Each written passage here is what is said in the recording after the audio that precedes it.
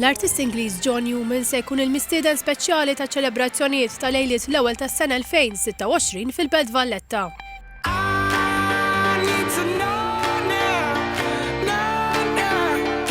Magħruf l-iktar għas-single Love Me Again, fl-aħħar snin dan il-kantant, kompożitur u DJ żamm preżenza konsistenti fil-quċċata taċ-charts Ingliżi.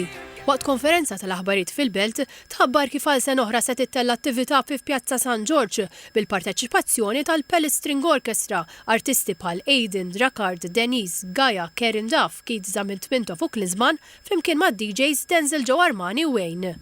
Jason McAuliffe, chairman tal-Aġenzija Kulturali tal-Belt Valletta, għalli 16 il-Kamra tan-Nar se jħejju spettaklu ieħor. Din is-sena investejna madwar 30 minuta tal-lob tan-nar tal-ajru fil-Port il-Kbir, naturalment li se jkun qed joħloq attrazzjoni speċjali partikolari u nemmem ukoll li se jiftaħ bibin ġodda kif nibdew niddiversifikaw anke din l-attività. Għalli ċelebrazzjoni tal-lejliet l-ewwel tas-sena se tkun il-kulminazzjoni ta' bosta attivitajiet oħra marbuta mal-miliet li qed jagħtu spinta lill-komunità kummerċjali tal-Belt.